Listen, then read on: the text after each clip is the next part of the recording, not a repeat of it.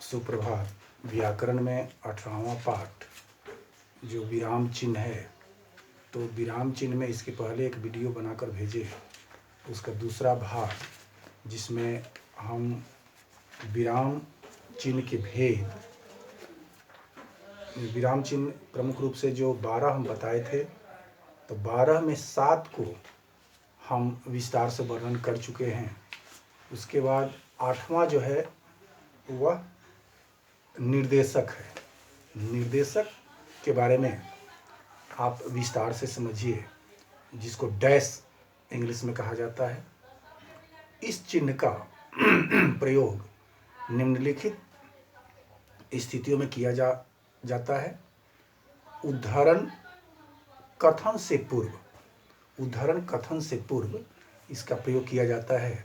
जैसे तुलसी का कथन है, उसके बाद निर्देशक का चिन्ह यानी डैश का चिन्ह दे दीजिए। राम नाम की महिमा बड़ी है, पूर्ण विराम। राम ने कहा, उसके बाद निर्देशक का चिन्ह यानी डैश। लक्ष्मण शांत रहो। तो ये जो है उद्धरण कथन से पूर्व इसका प्रयोग किया जाता है। उसके बाद वस्तुओं या कार्यों का विवरण देते समय, वस्तुओं या कार्यों का विवरण देते समय भी डैश का प्रयोग हम लोग करते हैं, निर्देशक चिन्ह का प्रयोग करते हैं। जैसे रमेश की किसी से नहीं बनती, रमेश की किसी से नहीं बनती, डैश निर्देशक यानी चिन्ह हो गया। न मित्रों से न सहकर्मियों से। दूसरा उदाहरण, वह ढेर सारा सामान लाया, उसके बाद डैश या निर्देशक का चिन्ह। मसाले, दालें, फल, चटनी आदि। तो इस तरीका से हम लोग निर्देशक यानी डैश का प्रयोग हम लोग करते हैं, चिन्ह का प्रयोग करते हैं। 9वां जो चिन्ह है वह जो होता है वो कोष्ठक का चिन्ह, ब्रैकेट जिसको हम लोग कहते हैं इंग्लिश में। तो कोष्ठक का प्रयोग भी निम्नलिखित स्थितियों में किया जाता है। जैसे क्रम सूचक अंकों या वर्णों के साथ, क्रम सूचक अंकों या वर्ण के साथ हम लोग इसका प्रयोग करते हैं, कोष्ठक का प्रयोग करते हैं। जैसे चार दिशाएं, उसके बाद डैश दे दिए। तो जब पहला क्रम संख्या हम लोग देते हैं, क्रम सूचक जब अंक है, तो पहला जब लिखे 1, तो उसके बगल में हम लोग कोष्ठक का चिन्ह हम लोग देते हैं। पूर्व हो गया दूसरा, उसके बाद कोष्ठक का हम लोग चिन्ह दे दिए। पश्चिम तीसरा, कोष्ठक का चिन्ह। उत्तर चौथा, दक्षिण तो चौथा जो है तो उसको कोष्ठक का चिन्ह दे दिए। उसके बाद तो क जो लिखे, तो क को भी हम लोग कोष्ठक का चिन्ह दे देते हैं। पूर्व, ख उसमें भी कोष्ठक का चिन्ह, पश्चिम। तो इस तरीका से हम लोग क्रम सूचक अंकों या वर्ण के साथ भी हम लोग इसका प्रयोग, कोष्ठक का प्रयोग करते हैं। उसके बाद दूसरा जो परिस्थिति है वो है व्याख्यात्मक शब्दों को कोष्ठक में रखा जाता है। व्याख्यात्मक शब्दों को कोष्ठक में रखा जाता है। जैसे ऐसे व्यक्ति दुर्जन, उसको कोष्ठक में कर देते हैं हम लोग, से दूर ही रहना चाहिए। ऐसे व्यक्ति, उसके बाद दुर्जन को हम लोग कोष्ठक में हम लोग घेर देते हैं, से दूर ही रहना चाहिए।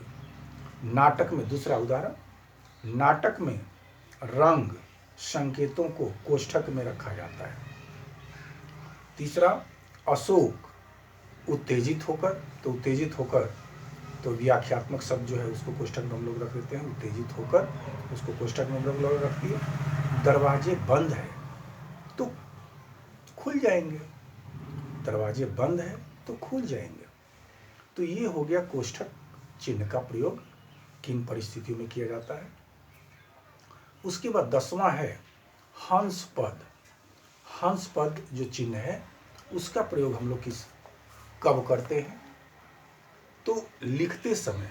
हंस पद जो चिन्ह है उसको लिखते समय किसी शब्द के छूट जाने की स्थिति में, फिर से समझिए, लिखते समय किसी शब्द के छूट जाने की स्थिति में संबंधित शब्द के स्थान पर हंस पद का प्रयोग किया जाता है। जैसे सलीम ने कल, उसके बाद हंस पद का चिन्ह दे दीजिए।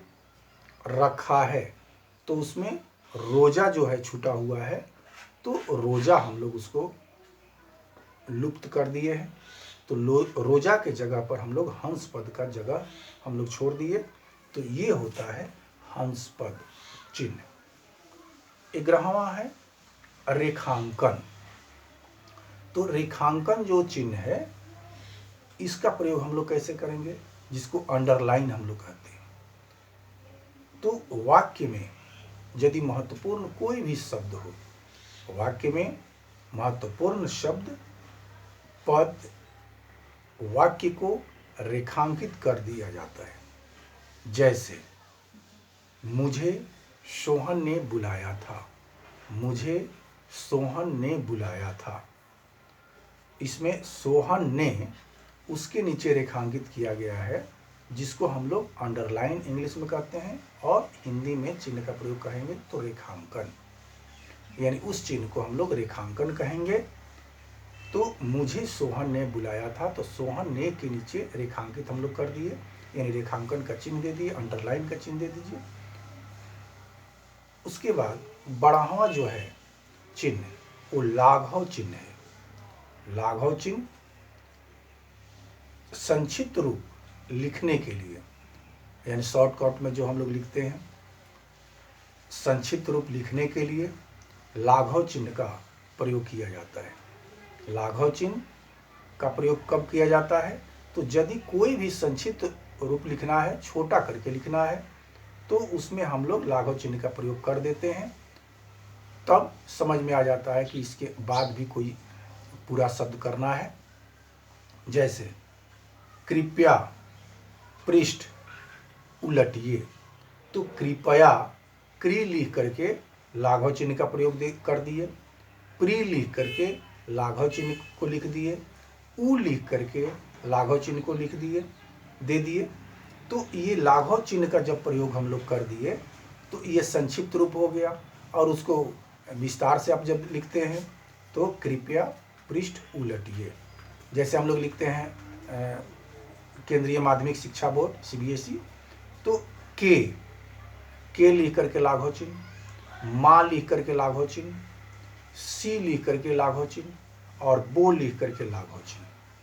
तो के से हो गया केंद्रीय, माँ से हो गया माध्यमिक, सी से हो गया शिक्षा, और बो से हो गया बोर्ड। तो केंद्रीय माध्यमिक शिक्षा बोर्ड। तो ये है हम सबका विराम चिन्ह का प्रयोग।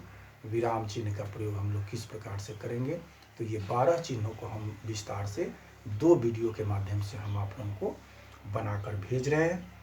अब आप लोग इस विराम चिन्हों को याद रखिएगा कि कहाँ पर कौन सा चिन्ह का प्रयोग करना है, ताकि आप लोग उत्तर लिखते समय उसका प्रयोग कर सकें, तब जाकर के आपका उत्तर सही होगा। धन्यवाद।